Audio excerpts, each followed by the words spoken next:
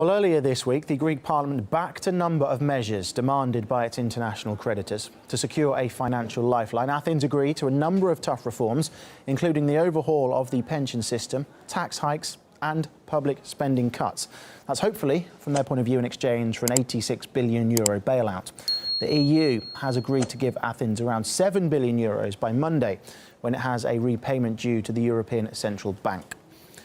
Well, let's bring in Professor Richard Werner from the University of Southampton Centre for Banking, Finance and Sustainable Development, who joins us live now here on RT International. Thank you very much for your time.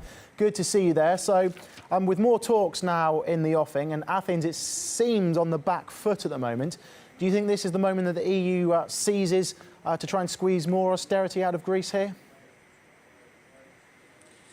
Well, the EU has been very consistent in insisting on austerity and in trying to get its pound of flesh for the sort of loan sharking it's been doing, because of course Greece's debt has increased with every package, and that means there's more and more resources that have to be transferred from Greece to other countries to service all that debt. I don't see that changing radically at the moment. So, I think so far they're staying consistent with that policy.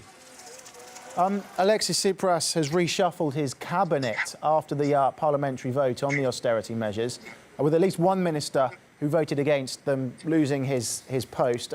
Is this a sign that there's a split in Syriza, do you think, in the government of Greece?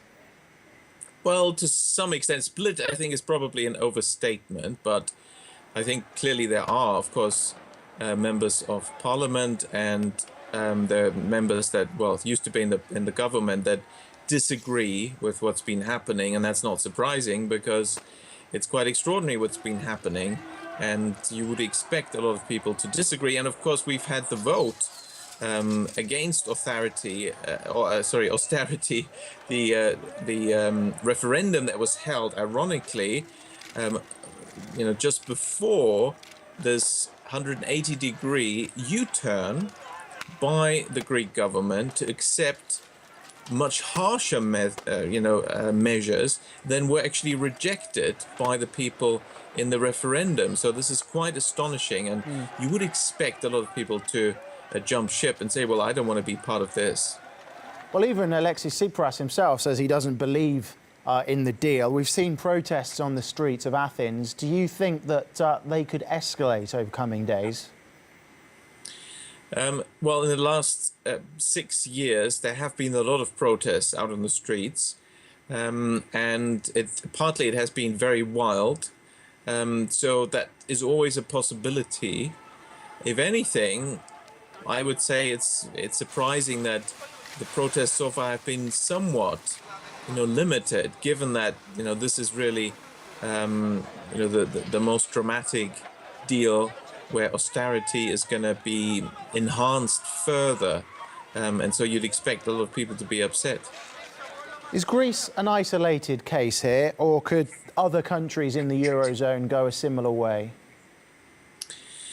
Unfortunately, it's not an isolated case. The IMF is involved in this, what used to be called the Troika. We're now supposed to call it the three institutions, or the international institutions that deal with Greece. Well, the IMF has a very long history doing exactly what it's been doing to Greece, only that we have perhaps a slightly closer ringside view of what's happening, because it's within Europe. Normally what the IMF is doing happens in Africa, in somewhere in Asia or in Latin America, and is not really well reported by the media when it happens, at least not in the media and industrialized countries. So, but it's been very consistent. It's a policy of so-called structural reforms, which effectively are about deregulating, liberalizing and privatizing that economy, in order to crack it open for Western capital, so that the indigenous industries are being taken over, the available raw materials and mineral resources and whatever they may have, land, is being bought by foreign investors and so on. So complete takeover of the country.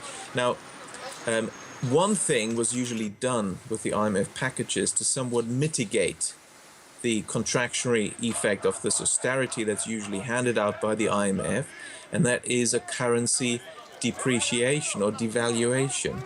And this is the one thing that, of course, is not happening with Greece because they're in the currency union. So actually, that bit is going beyond the already fairly drastic measures by the IMF in other countries.